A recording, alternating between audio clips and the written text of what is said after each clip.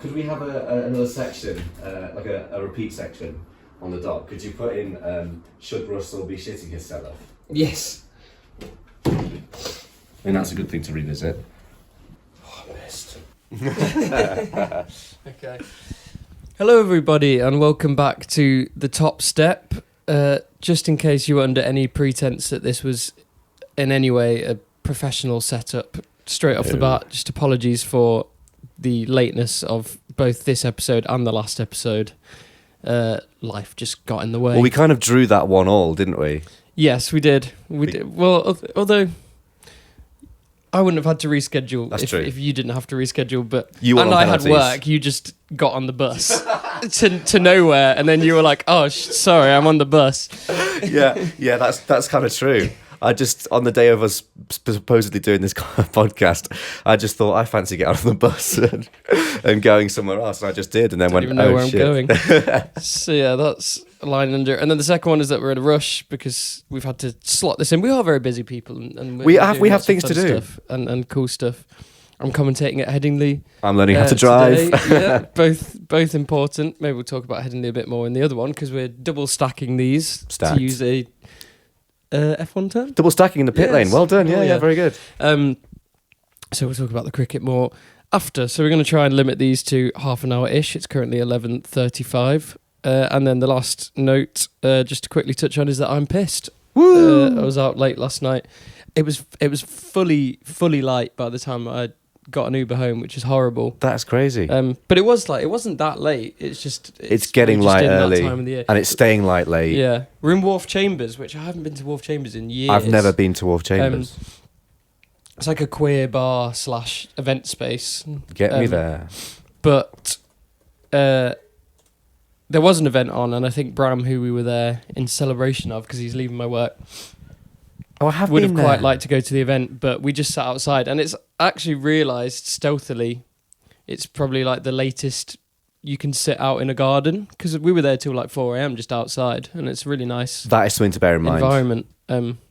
Obviously it is a space for the queer community, so I think there were already too many people gate crashing it last night, it felt like, including myself. So let's gate crash it even more. All of our listeners don't all go at once, okay? No, because we want to be the ones who can do it and get away exactly. with it. But yeah, F1. So George Russell, let's off the bat, let's talk about how unfortunate he is. But yeah, set the scene for us, please, Jonny. Yeah, of course. So George Russell came into this off the back of 3 straight defeats to his very inexperienced, younger, teenage teammate who is in his second year of Formula One, Kimi Antonelli, who had just won 3 races in a row, including in Miami. I mean, I think the other 2 you could argue were down to a little bit of good fortune for Kimi, the Kimster.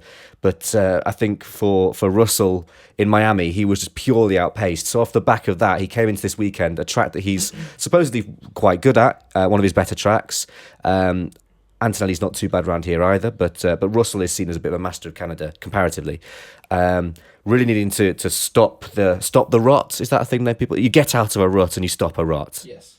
So yes, that's the situation that George Russell was in. And it started so well for George because he took sprint pole. It was a sprint weekend as well this weekend, just ahead of Kimi Antonelli. And then in the sprint race, there was a ding-dong. There was an absolute ding-dong between the two of them, which led to... it came to blows in a particular incident where Kimi tried to go round the outside. It was a bit of a classic throttle squirt around the outside where you get not quite alongside.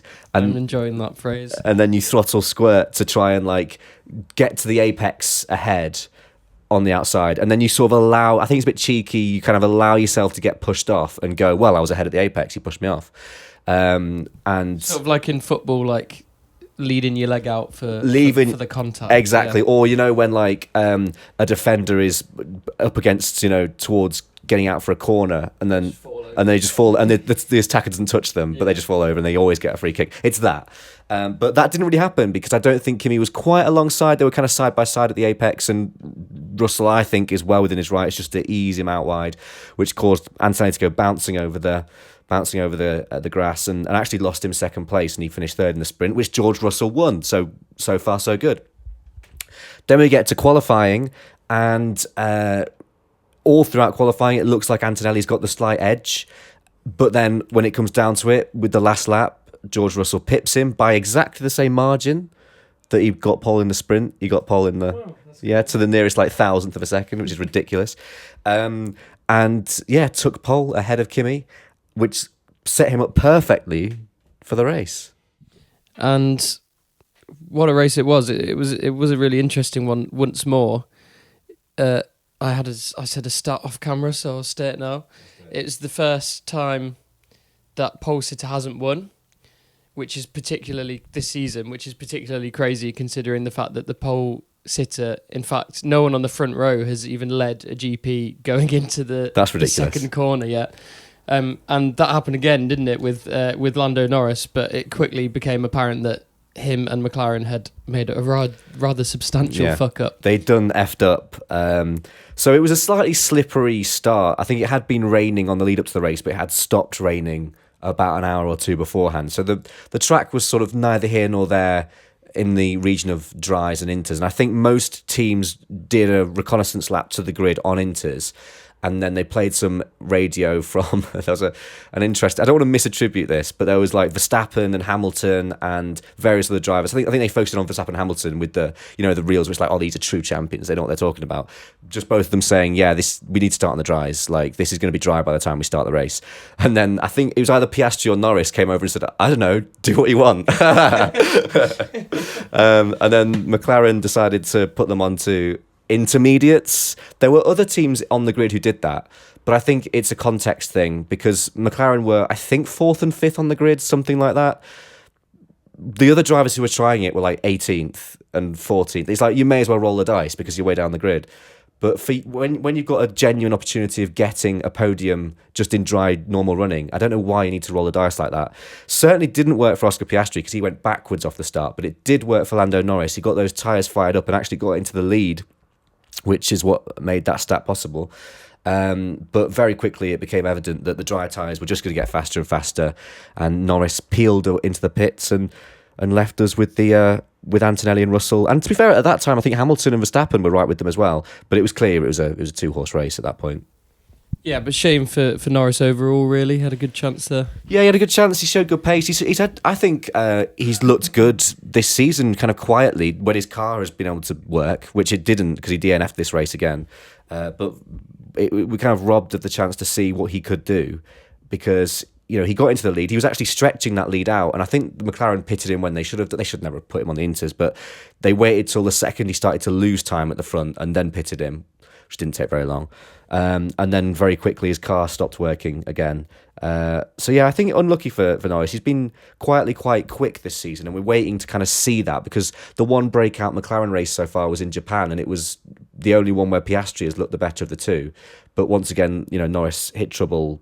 He's hit trouble in pretty much every weekend so far and been very unlucky. So I think there will be in the next few races a brilliant Norris performance where we just see how good he's been and it actually comes to fruition. Yeah, it's weird. It just feels like barely seen McLaren, to be honest. 5 races in, and for various reasons, they've spent far less time on the track and up in the podium places than they would have liked. But as you alluded to, that sort of just left us with our battle that we've already become accustomed to this season. And to be fair, we expected this before the season. The only surprise really is who's winning it. Yeah, absolutely. Whenever they go wheel to wheel at the moment, it does seem like Russell's coming out on top. I think Antonelli's still just a little bit raw. I didn't mention the Toto Wolff in the sprint who came over the radio at the end of the sprint. Well, during the sprint, because Kimi was saying, he's pushed me off, what's going on? And Toto had to come over and say, no, Kimi, that is not how we talk on the radio. We go and do it in private after the race. This is so not right. So that happened. I think that was a fair impression. I think not cool. Also funny that he did that on the radio. Yeah. We don't have these conversations on the radio.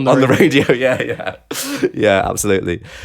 So Toto was getting a bit peppy with Kimi, but so yeah, I feel like Russell has had the edge there, and it kind of happened again, I would say, in the race where they just both kept making mistakes, to be fair. Like, Russell was passed by Antonelli off the start, very quickly got back past Antonelli, and then started to build a lead, but then locked up and ran wide at the hairpin, which allowed Antonelli back through. And then Antonelli did exactly the same thing, which allowed Russell back through. And Antonelli tried a bit of a crazy dive into the last chicane where he locked up and nearly swiped the pair of them out, and then had to cut the corner, and that probably didn't do the world of good for his tyres. And we, after that sort of wheel-to-wheel Titanic battling, which was fantastic to see, and it's great for F1, and I hope they are allowed to keep battling. I don't see why they wouldn't be, because they're so far in front. Like, why would Mercedes call it off? It's a Hamilton-Rosberg. It really is a Hamilton-Rosberg take two. And the whole Rosberg thing is kind of coming through, because after that battle, we were in a position where you'd say Russell had the upper hand. He was maybe about maybe 8 tenths to 1.2 seconds in front, starting maybe to show like he might be able to eke away. Antonelli had flat spotted his tyres a little bit with those lockups and was definitely on the back foot. And then from the lead, suddenly, because we were playing snooker at Headingley Club, and I just kind of went over to watch, and as I kind of went over, I saw Russell lock up and go straight on. And the instant reaction is, he's made a mistake, but a huge mistake, because he's locked up and just gone straight on and cut the corner. He hasn't even, it's like he's missed his braking point. And then very quickly it became apparent, because his car just stopped, that it was just a car failure.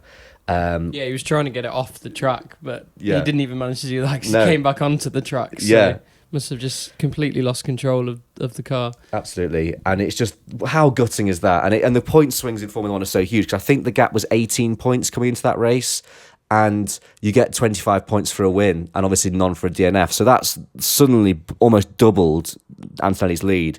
And in a weekend where Russell was probably just on top between the two of them, to come away not just finishing second and losing 7 points, to lose 25.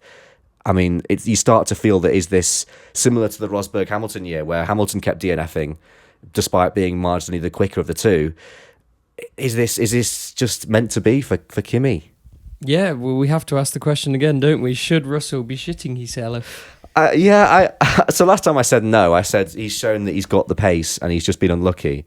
And that's kind of exactly what happened this weekend as well, except this time he DNF'd and lost so many points. And I think, rather than should he be shitting himself, I think his attitude now has to be, forget the championship and just go race by race and see if he can.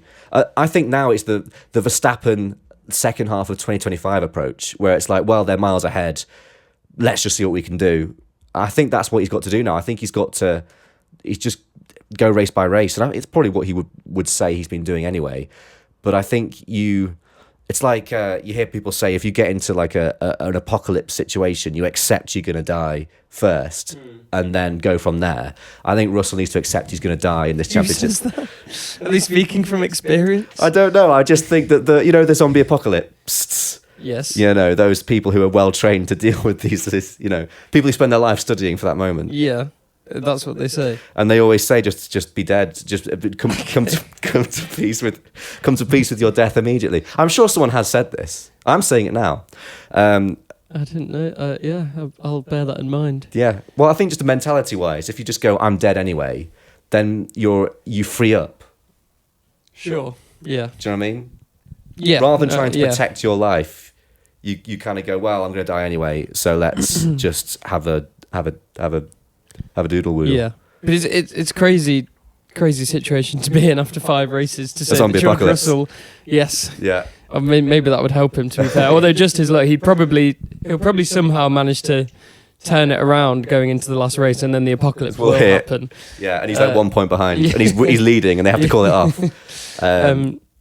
Double M. But yeah, it's a remarkable situation to be in, just 5 races in, where we're already kind of saying that Russell needs to just forget about the title. Yeah. As you say, they will be allowed to continue racing, surely, and they don't have the Max Verstappen dilemma that McLaren did last season, so they can afford a little bit more wiggle room than McLaren. Obviously, McLaren just made a complete pig's ear of that, but it should be smoother running for Mercedes. But yeah, penny for the thoughts of George Russell. You want George Russell to win. It emerged when the last GP was on, which I think is good, because I think well, at least for the sake of balance, I'm saying that I want Antonelli to win. But I think I did anyway, just because it's a cool story. And it would justify that fucking Netflix documentary they made about... Do you remember when that came out? What was this? They did a documentary about him. It's called, like, The Seat. It was, like... I think it was, like, a spin-off of Drive to Survive on Netflix. Right. And they did, like, a 50-minute documentary, like, when he debuted, just all about him taking Hamilton's seat. And everyone was like, what? Well, it's still a what, but to be fair, it would be somewhat justified if he then won the title in his second season. Yeah, that maybe, yeah. I mean, Toto Wolff has really backed him, and you know, I'm kind of surprised by how quickly he has, shown that he's up for a title fight. I still think that there'll be bumps in the road. I think now he's got this lead. I still expect an Antonelli fall off at some point. I think somewhere in the mid-season he will start to make mistakes similar to what he did last year and sort of be off the pace a little bit. But with this lead and with how fast Mercedes are, I think rather than that, the difference between him and George, as it was last year, Antonelli was hovering around 8th and George was getting podiums. Now it'll just be George will win and Kimi will come 2nd or 3rd. So, nerve-wracking for Russell. But yeah, I do want George Russell to win. And the reason being, and I think that's probably a less popular... I think more people will want Kimi Antonelli to win because George is a bit of a knobhead. But that's kind of why I like him, because I feel like he... I'm a big Max Verstappen fan, and George Russell is the only person I think who's really stood up to Max a little bit and shown that, I won't back down. And from George Russell coming through in his junior kind of formula, in terms of like, I'm not really that big on the idea of like, we need like a British star. I'm not really big on the whole home nation British person winning thing. I'd rather just see my favourite driver who excites me win, regardless of where they're from. But if I had to pick like a young up-and-coming British driver, it was always George Russell for me. He was one that excited me the most because I just thought he was a daring racer. He was headstrong. He wasn't afraid to get his elbows out. And I think it would just be a nice crowning achievement, for him to get a world. I would like to see him. I think he deserves to be a world champion, basically. If he gets out of the way now, and I have to say, if Mercedes stay the quickest and it's those two battling away, I'm sure Russell would at least get one on the board if it was, let's say, the next 3 or 4 years they were dominant. But I do think that the longer it goes on, the more Antonelli will come into his own and start to dominate him. I think Antonelli has a higher ceiling, I think. So I think really he could do with getting this one on the board, and then after that it'd be like, okay, Antonelli can win a few. But yeah, that's just my...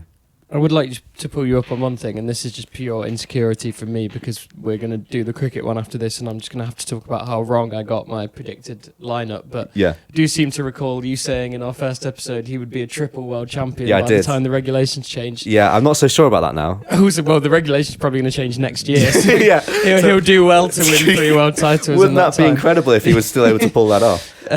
Yeah, no, I don't think that one's quite gonna come true. Yeah. Maybe Kimi Antonelli will be a triple world champion. Potentially, he'll somehow manage to win. I think if one of them could win 3 in a year, it would somehow be him. Yeah. And Russell would be leading all 3. Of them, yeah. And then explode. Yeah, absolutely. So that's the new generation, the new battle, but we had a bit of a revival, didn't we, this weekend? We did, and it was nice to see. It was like, I think it's always nice...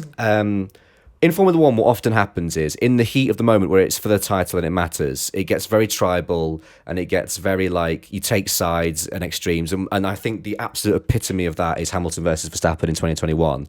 It was like, you are either, I love Max Verstappen and I hate Lewis Hamilton, or I love Lewis Hamilton and I hate Max Verstappen. And I was one of those people. And I think now as time goes, and I was the same with Sebastian Vettel. I didn't like Vettel. He's not my favourite Red Bull 4-time world champion. But when he went to Ferrari and started to not win as much, I started to like him more and he's actually a nice bloke. I really like him. And I think that fans across the sort of the world of Formula 1 are just kind of warming up to seeing Hamilton and Verstappen side by side, and it's like a heartwarming moment now. Like, oh, look at these guys, they're going side by side. Oh, bless them, it's so nice. Like when they make Keane and Vieira do the punditry together. Yeah, exactly. They used to like kick lumps out of each other, and now they're like, oh no, you were the better player. No, you were the better player. Well, no, Keane was like, I was the better player. But yeah, so... real shame for Arsenal, by the way. Can we just pour one out for Arsenal? Yeah. Such a shame. Big shame, that. Oh. Gabriel as well, missing that penalty. Oof. God, that's really hurt. Yeah, tough one. Tough one for them. Yes, so But we had some great Hamilton Verstappen moments. So off the line, I mean, the McLaren strategy left them third and fourth at first, and Max made a really nice move on Hamilton down the inside into turn one, and then Hamilton was tracking him fairly closely throughout the whole race, and they went side by side towards the end, and Hamilton got him back round the outside with a nice move, sweeping around the outside, and then Max was staying with him and got quite close towards the end, and it was just nice to see Hamilton sort of back, at the front, fighting at the front. F1 is better for it, and it's great to see Max in a car that would allow him to be involved in a battle like that. It seems like Red Bull are getting there slowly, although they were both very much helped by McLaren. You'd imagine if McLaren weren't idiots, they'd be slotting in front of those two. But we've been saying that for a while. If McLaren were idiots, we wouldn't have had a title fight. Probably Ferrari as well. Like it's cool to see Hamilton and Verstappen second and third, but they probably really should have been fourth and fifth. Yeah. I did want to ask you one thing which piqued my interest about the sim thing. Did you see Hamilton talking about not using it less? Yeah. Well, he said he didn't use it for this weekend, and he said he thinks he probably won't moving forward. Well, I guess if you're Lewis Hamilton, you've been around the block and been racing for so long. I don't know.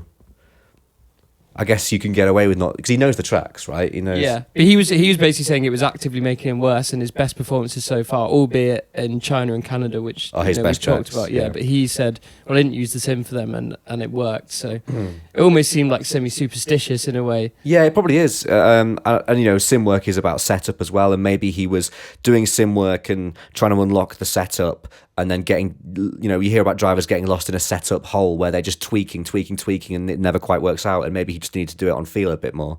So I could see we'll see how that works out. Because as you say, China and Canada are probably his two best tracks on the calendar. So that and Silverstone maybe. So we'll be interested to see what happens when he does that for tracks that maybe don't suit him as much. We'll see. I also wanted to point out a nice post-race sort of moment between Hamilton and Verstappen where they do like a interview press conference thing with the top three after the podium celebrations, and they asked question for Lewis and Max, what did you think of McLaren's strategy? And they both just put their thumbs up like that and just looked at each other and nodded, and then that was quite nice. And so it was a nice little moment between the two. It's nice to see them getting on, isn't it? And then after the race they were both talking, they both said how great it was to I think they both used a very similar sentence, which was along the lines of, it's great to go wheel to wheel with the great of the sport. And they both kind of said that about each other, so that was nice. Look at them getting along. It's like your brother and sister fight until they're like 15, and then suddenly they get on, which is nice to see. Yeah, I mean, he's a better man than me, Hamilton. I think I would never speak to Verstappen again. Not that it was his fault, of course, what happened, but yeah. Even though he's got 7 world titles, I'm really not sure I could ever let that one go. Yeah. Whether he's on friendly terms with Michael Massey is another. I don't imagine so. Conversation, but. Yeah, so that was the race. We've kind of flown through it this time for timing constraints, but it's nice to know that we can do this if we need to. Put it in our locker. Yeah, but we get to now look forward to. We're entering that glorious summer part of the season now, aren't we? With all the European races back to back, is that right? Yeah, there's a lot of back to back races now, which is nice because it feels like it's been such a stop-start season, which I think we have to remember that there's only been 5 races. It feels like it's been going on forever. There's still a long. If Kimi Antonelli can get a 30-40 point lead, what is the gap? I don't even know. Is it 44? Is it 43? F1 standings. It's a big old gap that, but if he can do that in 5, I mean, it so quickly can. Yeah, I can't do maths, but that's a big gap. Kimi Antonelli's on 131. Russell's on 88. Leclerc's only 13 points behind. Yeah, that's good. When has he done well? I'm racking my brains. He's always there, Charles Leclerc. He's always consistent. There. So yeah, there's plenty of time to go, and this title's not over. It's so not over. I mean, look at last year. I think Piastri was 100 points ahead of Verstappen halfway through. Mental. And he got beaten by Verstappen. So there's anything can happen. Anything can happen. Yeah, but George Russell is not Max Verstappen, or is he? Well, we'll see. But yeah, it's Monaco specifically, which we've talked a little bit on the cricket podcast about Monaco before, actually, and you made a very salient comparison with India versus Pakistan and how it always basically flatters to deceive. Are you anticipating it being any different with these new regulations? Might we actually see some people overtaking some other people on track? It's going to be really interesting. I don't really know what to expect, to be honest. I mean, last year they did this whole mandatory two-stop thing, which I was really excited about, but they kind of what's the word? They solved it. You know, like when you. Is that what you say? Like chess, for example, now, if you get a computer, you've solved chess because you can't beat the computer. They kind of did that where they realised, okay, what we'll do is we'll get to a point, they'll qualify 2x2 because that kind of happens a lot. And then what we'll do is we'll get one of our drivers to hold up the rest of the field so that the other one can go round fast, pit and come out ahead. And then we'll swap over and do the same. So they both get a free pit stop. You know, it was just like they solved it and it just became too easy because you can't pass at Monaco. This year, the cars are a little bit smaller. We've seen more overtakes. I don't know if it's going to be enough to see like genuine overtaking at Monaco. If I was to guess, I'd say it wouldn't be a huge change. I'd be very surprised if the leader isn't leading into turn one in Monaco. That would be crazy. But yeah, let's see. I think to make a great Monaco Grand Prix, you're hoping for a bit of wet weather. That's how the great Monaco Grand Prix sort of happened. And that happened in 2023, the Alonso Verstappen one, which was just like an incredible race.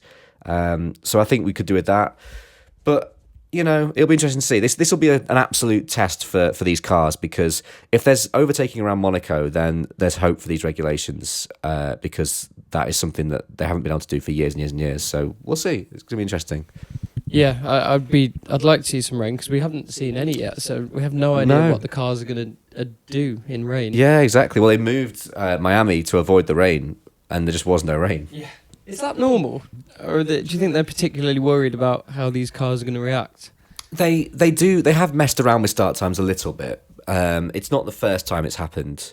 It's not the first. It doesn't often happen. I think it only happens when there's like genuine like monsoon expectations, like thunderstorms, and they're like, well, we don't think we'll actually get a race because they're a bit scared. There was this in 2021. There was the Belgian Grand Prix where they only did about 3 laps behind the safety car and they awarded half points, and it was a bit naff. And it was like, well, they shouldn't have done that really.